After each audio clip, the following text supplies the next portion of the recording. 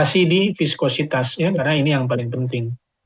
Nah, berikutnya ini cepat aja sebenarnya karena sebagian sudah di cover di termodinamika. Ya, apa saja ya densitas atau massa jenis atau kerapatan dari fluida. Ya, ya, apa sih kerapatan? Nah, ini di fluida ini sebenarnya termodinamika juga ya. Yang kita masuk density itu ada beberapa. Yang pertama mass density, kerapatan massa ya. Ini yang paling umum, paling lazim. Apa massa persatuan volume gitu ya. Nah, udara berapa ya pada tekanan atmosfer, pada temperatur kamar atau temperatur ruang. Udara itu adalah 1,23 kg per meter kubik. Ya. Kalau tekanan dan temperaturnya beda, nanti juga beda karena udara ini mengikuti hukum atau persamaan keadaan atau equation of state ya, persamaan keadaannya ya. Kalau dia dianggap gas ideal, maka ya PV MRT gitu. Kalau dianggap gas yang lain bukan gas ideal seperti apa ada persamaan van der Waals dan sebagainya, ada Dieter Ricci, ada Redlich Wong ya. Mungkin di termodinamika Anda sudah belajar ya, atau pakai persamaan virial. Nah, itu kan tergantung persamaan keadaan apa yang kita terapkan ya, kita asumsikan ya. Kalau udara asumsi gas ideal lah PVMRT gitu ya. Kalau air berapa kerapatannya? Nah, kita tahu pada titik anomali 4 derajat Celcius, air itu mempunyai kerapatan tertinggi 1000 kg per meter kubik atau 1 kg per liter. Ya. Kalau dia lebih dari 4 derajat Celcius atau kurang dari 4 derajat Celcius sampai 0, dia justru eh, apanya eh, massa jenisnya berkurang. Gitu. Nah, ini. Jadi kalau air seperti ini. Nah, di mekanika fluida kemudian ada cara ya yang lain ya dalam menyatakan kerapatan ya. Yang pertama yang kita sebut sebagai berat jenis atau specific weight. Nah, sebenarnya specific weight itu berat persatuan volume. Nah, kita tahu bahwa berat itu adalah gaya yang dapatnya dari massa kali gravitasi ya. Gaya berat gitu. Sehingga kalau dia massa kali gravitasi persatuan volume itu sama aja ya Newton per meter kubik ini sama aja dengan massa jenis dikali gravitasi gitu. Ya, karena massa jenis adalah massa persatuan volume.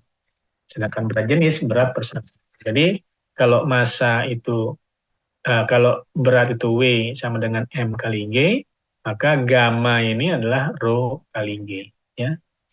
Nah, ini adalah besaran daripada massa berat jenis. Nah, di mekanika fluida seringkali sebuah fluida itu baik massa jenis maupun berat jenisnya itu dinyatakan dengan perbandingannya terhadap fluida reference atau fluida acuan. Yang dalam hal ini fluida acuannya biasa dipakai adalah air.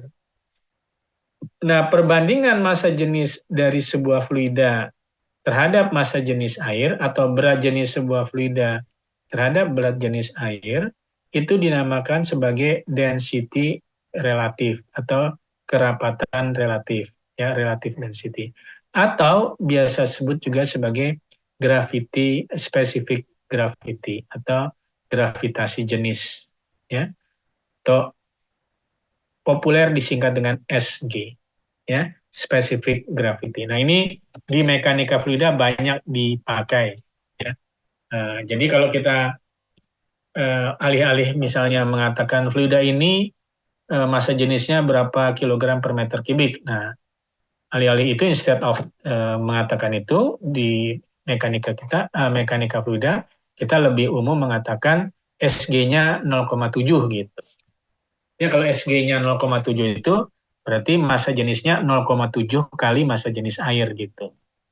Ya, seperti misalnya apa air raksa SG-nya 13,6 gitu. Karena dia 13,6 kali massa jenis air raksa itu massa jenisnya 13,6 kali massa jenis air gitu ya.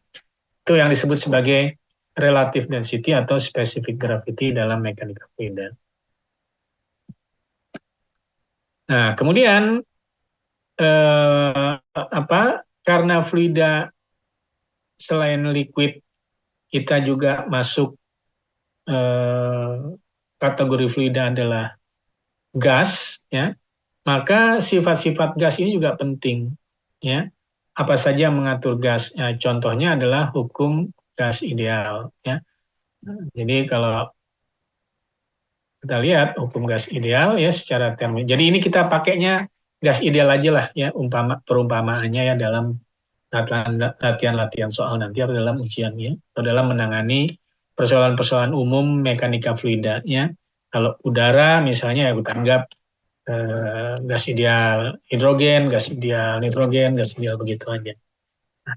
Rumus gas ideal kita tahu PV RT atau PV besar MRT. Nah, V ini kalau dalam termodinamika kita sebut sebagai volume jenis atau specific volume, ya. Nah, specific volume itu adalah volume persatuan massa, ya. Nah, tadi kalau massa jenis, massa persatuan volume, berarti specific volume atau volume jenis itu adalah 1/massa jenis, gitu, ya. Dia punya hubungan PVRT atau P rho RT. Ya, T ini adalah temperatur absolut, R adalah konstanta gas. Ya, kalau kebetulan udara, ya nilainya ini. Kalau yang lain, ya tentu ada nilai lain yang bisa dicari di tabel termodinamik. Ya, ini mengulang cepat aja. Nah, kemudian khusus kalau misalnya fluida yang kita tangani adalah air dalam fase gas, yaitu berarti dia berupa uap. Ya, karena kita tahu liquid ya sebenarnya nggak cuma air ya, liquid secara umum kalau dipanaskan terus dia akan mulai mendidih. Kalau dia mendidih kemudian dia menjadi uap ya. Nah, kalau ini air ya jadi uap air. Kalau nitrogen uap nitrogen dan seterusnya ya. Kalau nitrogen cair ya. Atau kalau cairan-cairan lain ya jadi uapnya begitu. Tapi kembali lagi yang kita bahas banyak menggunakan air gitu ya. Nah, kita paham ya. Kalau di air itu di temperaturnya ditingkatkan, maka tekanan penguapannya juga akan bertambah gitu ya. Jadi seperti ini. Jadi kita tahu kalau di mana di puncak ya di tempat yang tinggi itu tekanan atmosfernya kan lebih rendah. Maka temperatur penguapannya juga lebih rendah. Temperatur penguapannya akan kurang ya. Kalau di ketinggian permukaan laut air mendidih 100 derajat ya, maka kalau dikatakanlah pada ketinggian 1000 meter misalnya di puncak di gunung itu bisa cuma 80 derajat. Artinya cukup memanasi sampai 8 derajat sudah mendidih kan gitu ya. Nah, ini adalah yang kita pelajari di termodinamika. Jadi dengan demikian kalau misalnya tekanannya kita berikan cukup besar ya atau cukup kecil ya tekanannya itu bisa dikurangi terus, maka bisa saja air itu menguap atau mendidih pada temperatur kamar kan gitu. Ya. Nah, kapan bisa dicapai tekanan yang sangat rendah gitu? Salah satu yang kalau nanti kita pelajari hukum Bernoulli ya, itu pada daerah tip atau pada daerah ujung dari baling-baling ya, propeller kapal gitu, itu kan kecepatan tinggi sekali. Akibat kecepatannya tinggi sekali ya, karena ini putarannya kan ribuan RPM ya. Pada tipnya ini berarti pada jarak terjauh dari pusat putarannya, jari-jari terbesar, di sini kecepatannya sangat tinggi. Nah, nanti Anda pelajari berdasarkan hukum Bernoulli, kalau kecepatannya tinggi, maka tekanannya rendah, turun. Nah, akibatnya Kalau ini cukup cepat, tekanan di sini menjadi turun cukup drastis, maka pada temperatur air ataupun di sini fluida di sekitar baling-baling sudah cukup untuk menguapkan air ini, yang fluida ini. Nah, disinilah kemudian mulai terbentuk gelembung-gelembung. Peristiwa inilah yang disebut sebagai kavitasi. Ya. Nah, kavitasi ini kalau dalam jangka panjang efeknya sangat buruk karena akan menyebabkan tip atau ujung-ujung dari propeller ya, ini bisa dilihat banyak pada kapal-kapal laut ya, atau baling-balingnya itu banyak yang seperti kemudian mengalami abrasi gitu ya. Karena gelembung-gelembung ini begitu intens ya dan dia menumbuk permukaan daripada propeller ini sendiri. Akibatnya kemudian dia akan mengalami sebenarnya bukan korosi tapi lebih kepada abrasi gitu ya. Jadi bopeng-bopengnya seperti itu. Ini mengalami kerusakan, cavitation damage istilah. Nah, sifat berikutnya dalam fluida itu adalah karena tadi dikatakan fluida itu juga mengalami deformasi, nah dia mempunyai elastisitas, ya modulus of elastisitas. Cuma kalau Anda bisa membayangkan gimana kita bisa memahami air itu punya elastisitas gitu ya. Jadi fluida itu punya elastisitas atau udara itu punya elastisitas gitu. Gimana kita memahaminya gitu. Kalau karet itu punya elastisitas gampang ditarik melar gitu ya. Dilepas balik lagi itu elastis gitu ya. Jadi ada modulus yang-nya, ada modulus elastisitas ya. Bahkan misalnya sekalipun bukan plastik atau bukan karet ya baja gitu itu sebenarnya kalau dilakukan uji tarik ya dia mengalami lenturan gitu. Regangan, nah kalau masih dalam batas elastisitas tarikannya itu tegangan yang timbul ya dia balik lagi kan gitu. Itu prinsip dari mekanika solid itu. Nah sekarang kalau mekanika fluid membayangkan air itu punya elastisitas seperti apa, udara itu juga ada elastisitasnya seperti apa. Nah ini agak sulit ya, tapi dia tetap punya. Nah, istilah elastisitas pada fluida itu disebut bulk modulus of elasticity. Jadi elastisitas borongan, modulus elastisitas borongan. Nah, karena fluida ya tidak seperti tadi pada solid, maka elastisitas ini lebih sering dipahami sebagai apakah fluida itu bisa dikompres. Jadi kalau udara itu bisa dimampatkan, itu sebenarnya udara itu elastis dia gitu. Kalau nggak bisa jadi dimampatkan. Kan? Nah, sehingga istilah bulk modulus of elasticity itu sering disebut juga sebagai compressibility. Ya, jadi kemampu mampatan gitu. Ya. Jadi kalau kita lihat air, coba kalau air 1 meter kubik dimasukkan ke dalam bejana 1,5 meter kubik, bisa nggak? Wah, bagaimana mungkin gitu kan? Ya, berarti dia harus ditekan kencang sekali, besar sekali. Bisa nggak? Ya, tetap aja susah karena air ini modulus elastisitasnya sedemikian besar ya susah gitu. Tapi kalau gas, dia lentur sebenarnya ya kita bisa bayangin. Gas pada tabung isi 1 meter kubik, dia bisa ditekan terus masuk sampai lebih dari ya bisa sampai 10 kalinya 10 meter kubik langsung. Nah, kalau gas itu nggak elastis, nggak punya compressibility, yang nggak bisa masuk ke dalam tabung itu kan gitu. Itu logikanya begitu. Ya. Sehingga sering disebut sebagai compressibility. Jadi artinya dia menghubungkan perubahan volume terhadap perubahan tekanan gitu. Nah, kalau pada air ya pada liquid memang sebenarnya bisa dia. Jadi kerapatannya itu benar-benar menjadi apa dengan tekanan yang sangat tinggi ya. Itu dia bisa dikompres. Nah, contoh tekanan yang sangat tinggi itu adalah pada peristiwa shock wave sebenarnya, pada gelombang kejut ya dalam air itu bisa.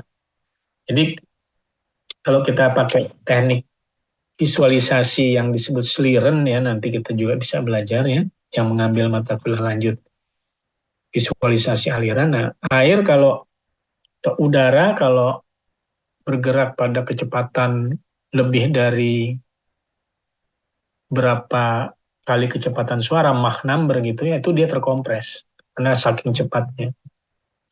Nah, kalau dia terkompres ya berarti dia mengalami pemampatan. Contoh yang lain sebenarnya adalah pressure wave ya, gelombang tekanan. Itu adalah contoh di mana udara mengalami compressibility, pemampatan ya. Kalau Anda um, pernah melihat kalau film gitu ya, ada bom gitu ya atau orang bom gitu terusnya padahal orangnya nggak kena tapi dia mental gitu. Kenapa demikian ya? Kalau ada ledakan gitu, kemudian benda-benda di sekitarnya itu seakan-akan terpental. Nah, karena pada saat terjadi ledakan itu terjadi reaksi kimia yang begitu dahsyat gitu ya, meledak gitu, itu ekspansi daripada eh, udara di sekitarnya itu begitu cepat, jadi udara itu terkompres. Nah, dia terkompres menjalar, nah kita yang terpental sebenarnya kita mendapatkan efek penjalaran daripada pressure wave yang cepat gitu. Nah, kalau pada aplikasi liquid cairan itu yang sering terjadi adalah peristiwa water hammer namanya. Water hammer itu terjadi kalau misalnya pada pipa sedang mengalir apa namanya liquid dengan kecepatan tertentu, kemudian akibat sesuatu misalnya tiba-tiba saluran pipa itu tertutup, apakah ada ya semacam gangguan dia tertutup atau memang sengaja ditutup, diblok gitu ya. Nah, fluid yang sedang mengalir itu ya seakan-akan sedang mengalir ditutup gitu. Nabrak sesuatu, nah dia jadi nampak tiba-tiba. Nah, dia mukul balik. Nah, itu yang disebut efek water hammer. Jadi ada tekanan balik ya saat fluid yang mengalir dalam pipa itu tiba-tiba ditutup salurannya atau tertutup salurannya. Nah, itu dia mukul balik. Jadi gelombang tekanannya itu berbalik arah. Nah, itu disebut water hammer. Itu akibat fluida itu elastis, punya bulk modulus of elasticity. Ini adalah rumusnya. Nah, ini contohnya untuk air, ya nilai bulk of elasticity seperti itu. Nah, kemudian kecepatan suara pada medium fluida itu sangat ditentukan oleh nilai elastisitas fluida tersebut. Sehingga bisa dihubungkan antara bulk elasticity dari sebuah fluida itu dengan yang kita sebut sebagai speed of sound. Ya, jadi kecepatan suara pada atau yang melalui medium fluida tersebut. Nilai bulk of elasticity-nya, ya, bulk modulus of elasticity, ini yang menentukan berapa kecepatan suara di medium itu. Jadi kecepatan suara di udara, kecepatan suara di dalam air, di dalam cairan tertentu. Nah, ini nilainya seperti ini.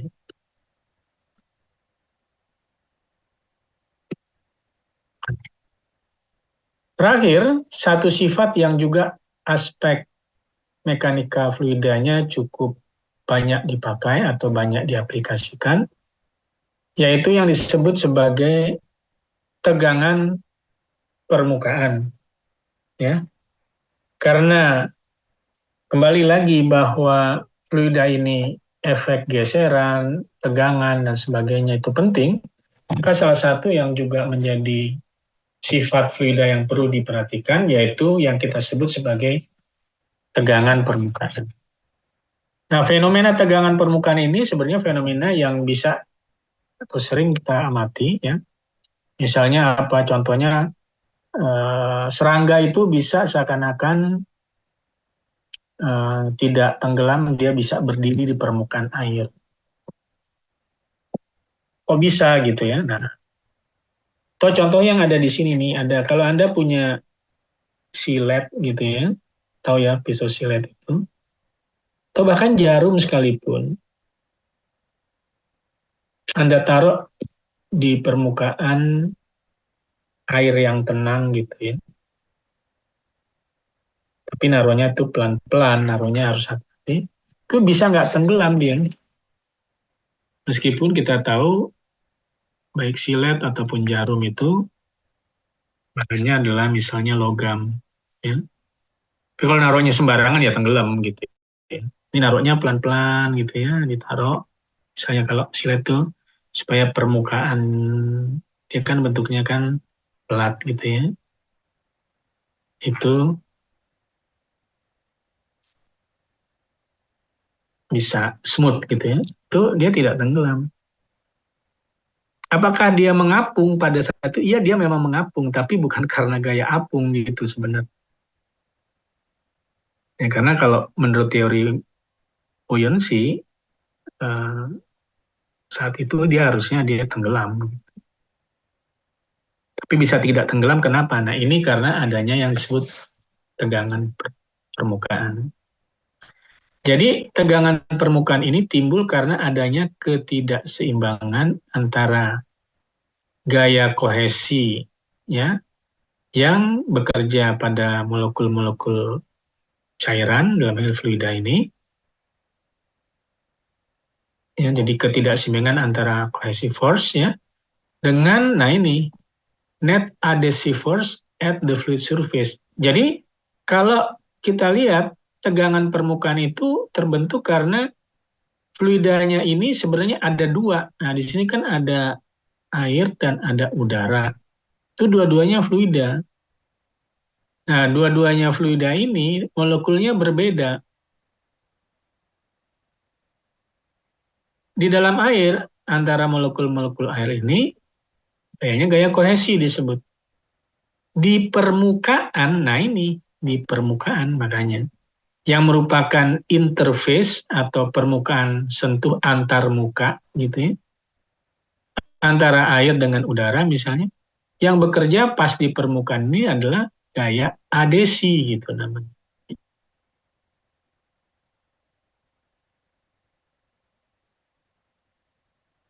Akibatnya, karena ini kohesi, kemudian di permukaan adesi, besarnya beda. Akhirnya timbullah efek permukaannya jadi tegang gitu. Jadi ada seakan-akan ada satu lapisan permukaan ini yang dalam kondisi tegang gitu. Kalau misalnya dia tegang, tali tegang gitu, berarti dia kalau diletakkan sesuatu dia masih bisa hold gitu ya, bisa menahan gitu.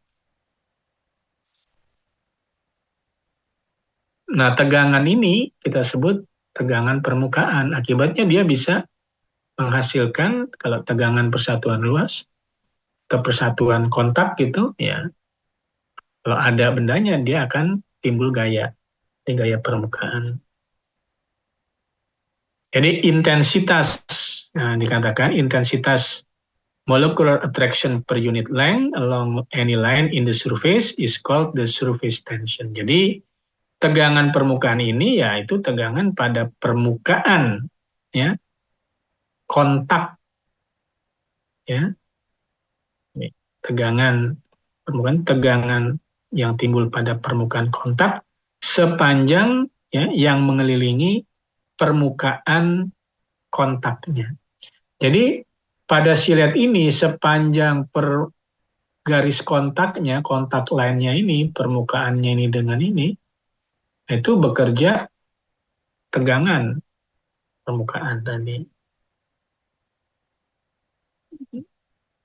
Nah, nilai daripada tegangan permukaan ini juga merupakan nilai atau tegangan permukaan ini juga merupakan properties atau sifat yang merupakan fungsi waktu, fungsi temperatur, maaf ya. Jadi misalnya air ini ada 0 derajat sebesar ini, 20 derajat sebesar ini, dan seterusnya. Dan glycerin, dan seterusnya, dan nilai-nilai ini.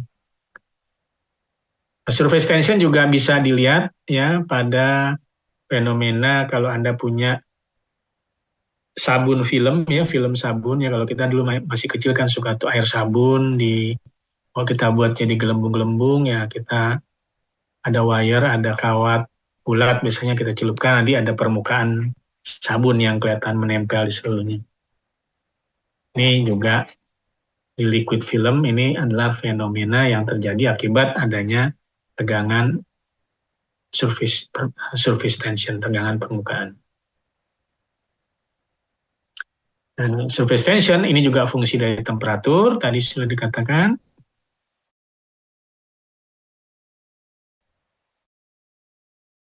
Nah, ini contohnya ya, bagaimana tegangan permukaan di jarum. Ya, nah, Anda bisa bayangkan kalau jarum misalnya diletakkan hati-hati sekali di permukaan air, itu dia bisa nggak tenggelam. Ya, jadi kenapa? Ya, karena tadi di sepanjang ini ya, sebenarnya kalau saya mau tambahkan ya, di sepanjang permukaan kontak ya antara jarum dengan air itu, pada garis kontaknya itu ada tegangan-tegangan permukaan yang bekerja ya. Jadi sebenarnya sepanjang ini kita bisa gambarkan gitu ya. Jadi ini kalau kita gedein gitu ya, nah kelihatannya seperti ada lapisan permukaan ditaruh benda, nah dia agak melendut sedikit di bawah, ini di bagian kontaknya ini. Jadi seakan-akan dia begini, sebenarnya sepanjang ini ya, sampai ke sana gitu. Nah, gitu. Sampai di sini gitu. Nah, yang ke sini juga begitu, yang kontak di sini ya, nah gitu gitu, nah, kan gitu. Jadi seperti itu ya. Ini sebenarnya kayaknya sepanjang nah, gitulah. Nah, sekarang analisisnya gimana? Ya, analisisnya tinggal bahwa tegangan pada permukaan kontak di sini ya, garis kontaknya ini, dan pada permukaan kontak garis kontak di sini yang bekerja pada jarum ini akan mengatasi, menyeimbangkan berat dari jarumnya. Ya, nah kalau misalnya diambil ini saja contohnya ya, gimana cara bisa menghubungkan apa namanya antara T ya, misalnya ini adalah tegangan T, kemudian beratnya W. Nah, ini adalah theta yang merupakan sudut kontaknya. Nah, kalau kita keseimbangan gayanya gampang sekali ya. Nah, yang bekerja pada arah vertikal tentunya T-nya ini adalah komponen vertikalnya. Ya, kalau ini sudutnya theta, yang vertikal ini adalah sin T sin theta. Karena dua kanan kiri ya, dua T sin theta sama dengan ini. Jadi ya kita bisa dapatkan, kita tahu bahwa T-nya ini tegangan T kan tadi banyak ya sebenarnya, panjang.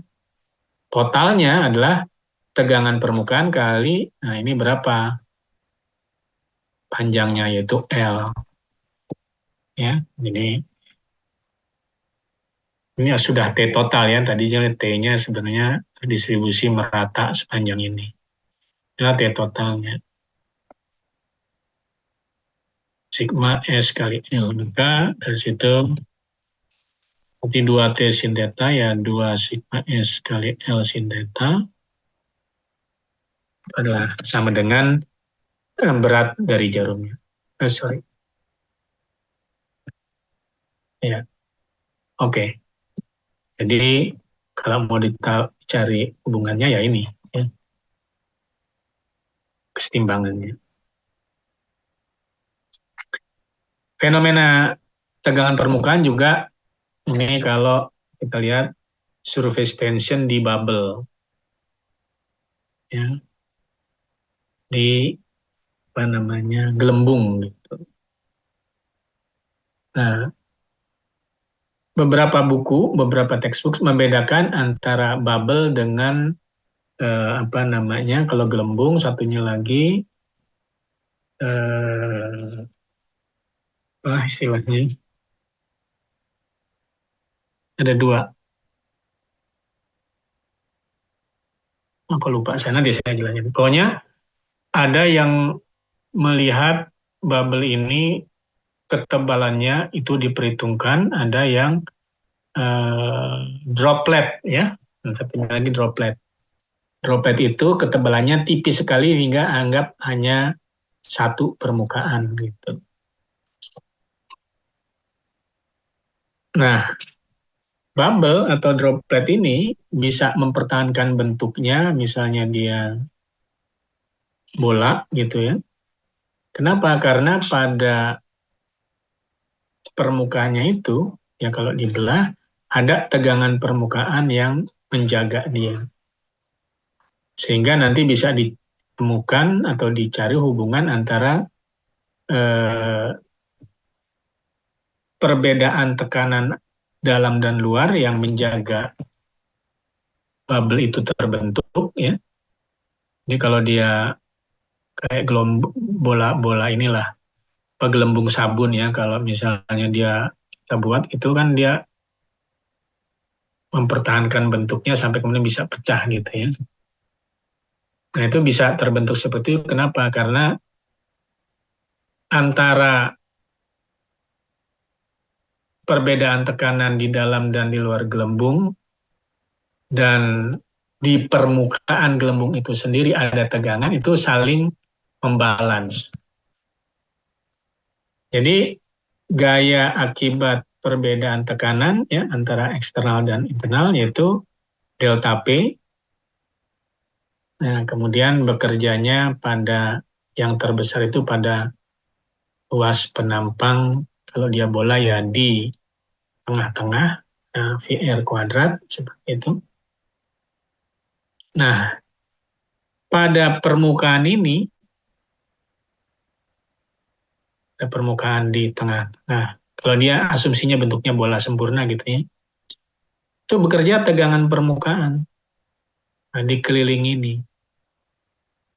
Keliling ini adalah 2VR. Tegangan permukaannya sigma S. Berarti tegangan permukaan yang menjaga bentuk bubble ini tahan, ya, itu adalah 2VR sigma X.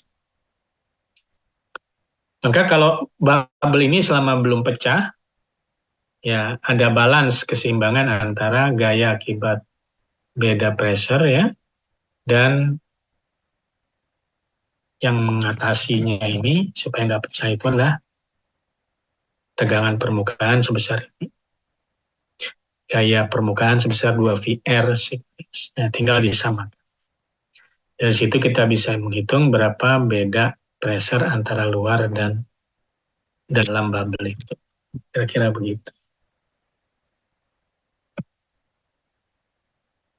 Nah, contohnya di sini, tekan perkirakan berapa perbedaan tekanan dalam dan luar dari bubble udara di dalam air 20 derajat Celcius. Gitu. Jadi kan kalau kita tiup gelembung ke dalam air ya tiup itu kan bisa ada gelembung-gelembung yang terbentuklah bubble-bubble itu. Berarti kan kalau dia masih bertahan nggak pecah itu ada perbedaan pressure antara di dalam dan di luar gelembung yang kemudian ditahan dan diatasi oleh tegangan permukaan dari bubble itu. jadi tinggal dimasukin tadi ya rumusan tadi. Kita akan dapat delta P sebenarnya seperti itu. Ya, jadi mudah sekali ngitungnya. Contoh.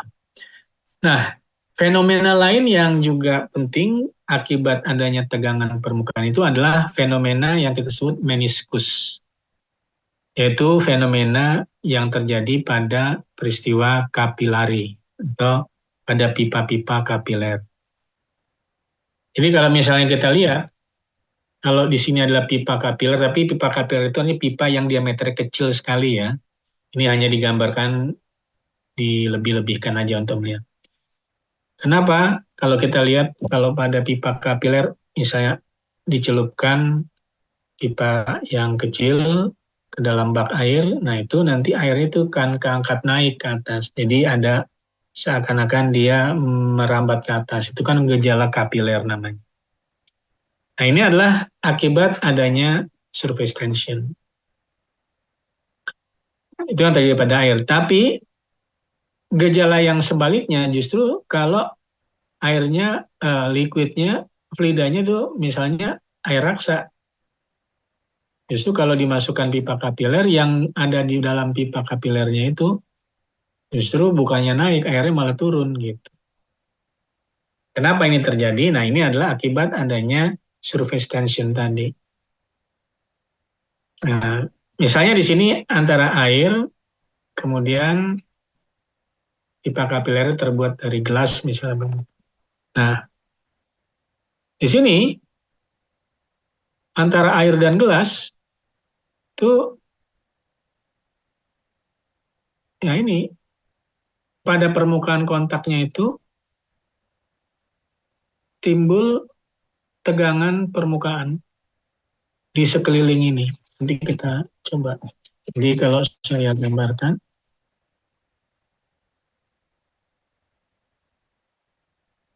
maaf,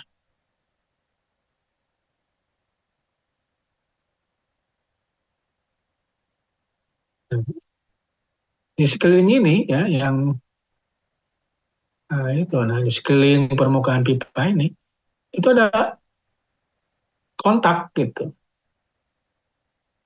Ya, jadi kalau misalnya nanti di sini ada gaya gitu ya,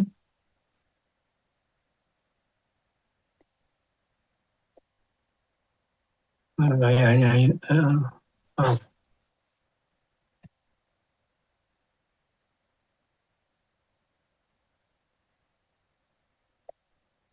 gayanya ini ada sepanjang ini mengelilingi gitu ya. Di sini ada, bisa dibayangkan ya 3D-nya gitu.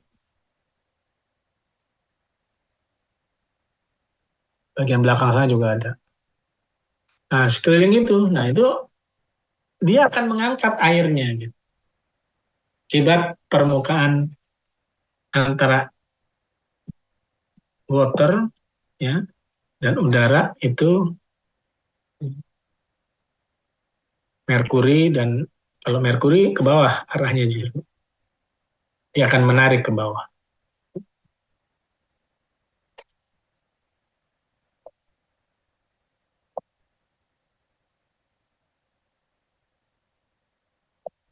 Nah, jadi angle of contact itu yang nanti akan menunjukkan apa namanya, menentukan apakah meniskusnya akan kita sebut meniskus cekung atau meniskus cembung gitu ya. Meniskus yang membuat angle of contact lebih dari 90 derajat atau yang disebut juga dengan kontak yang tidak membasahi, ya, misalnya antara air dengan permukaan yang padat yang kayak dilapisi lilin atau wax, itu kan menyebabkan terbentuklah angle of contact yang lebih dari 90 derajat. Nah ini disebut permukaan yang tidak membasahi. Nah ini contohnya juga sebenarnya antara air raksa dengan gelas ini bukan, ini adalah termasuk yang angle of contact-nya lebih dari 90 derajat. Jadi tidak terbasahi gitu. Kalau tidak terbasahi, nanti dia akan menariknya turun. Sedangkan kontak yang kurang dari 90 derajat, ya contohnya tadi air dengan kaca, ya atau di sini air dengan permukaan yang terlapisi sabun. Nah, itu juga disebut wetting contact. Contohnya ya ini wetting contact. Kurang dari 90 derajat. Nah, itu nanti akan menyebabkan meniskus yang kalau dalam pipa kapiler itu akan narik ke atas. Nah, gitu. Ya, jadi water and glass itu wetting contact, mercury and glass non-wetting contact. Nah, akibatnya jadi kayak gitu ya yang tadi saya gambar. Sekarang biasanya persoalannya yang tanyakan berapa ketinggian yang terjadi akibat meniskus ini, gitu. Akibat tegangan permukaan pada meniskus ini, kayak tadi ya. Jadi Anda harus bisa membayangkan ada kesetimbangan antara gaya yang terbentuk di sepanjang permukaan kontak, ya, gitu. Sepanjang permukaan kontak pada garis kontak ini ya, nah, di sekeliling ini nih, gitu. Ini kan dia narik, gitu ya. Jadi di sekeliling ini tuh ada gaya ya yang bekerja akibat tegangan permukaan tadi. Nah, jadi di sepanjang ini kan ada, sini ada gitu ya, ke depan ya. Jadi sepanjang itu muter ya.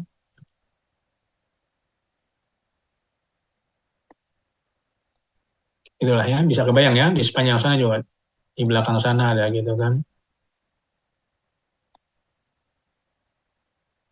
Nah, sepanjang permukaan kontaknya dia. Muter gitu ya. Yang digambarkan di sini dua aja cukupnya. Intinya tuh sebenarnya muter dia. Nah, kemudian dia akan mengangkat air sampai ketinggian H. Berarti yang diatasi adalah berat air yang terangkat itu. Itu yang diatasi, yang dilawan, yang diseimbangkan nanti. Nah, itu kita anggap dia bentuknya silinder gitu. Jadi nanti dia tegangan permukaan itu melawan menyeimbangkan berat W. Nah, dengan prinsip ini kalau kita sudah paham, maka kita bisa kemudian menurunkan persamaannya. Jadi apa ya? Ini aja mudahnya. Sorry. Ya. W-nya M kali G massa. Massanya berapa? Ya, rho kali V. Massa jenis kali volume. Nah, volumenya berapa ya? Volume silinder. Kalau ini jari-jarinya R, berarti VR kuadrat kali ketinggian dia terangkat berapa? Rho G VR kuadrat H. Kan gitu.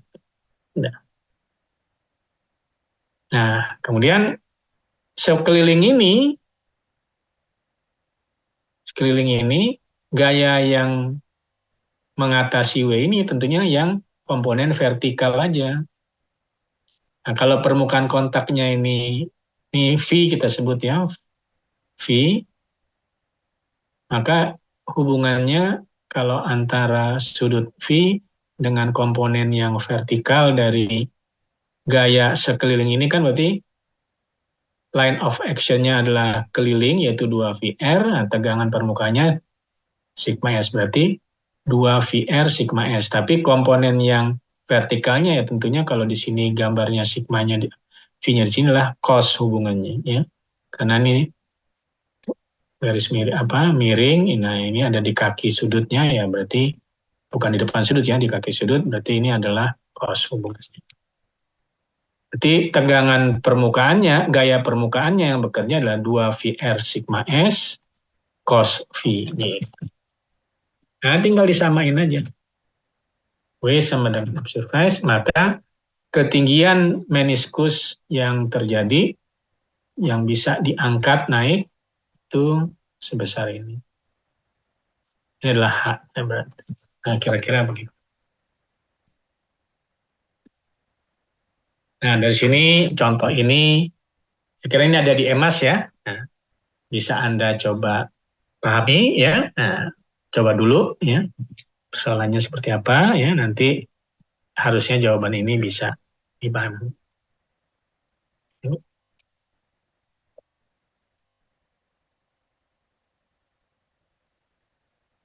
Oke, ada pertanyaan?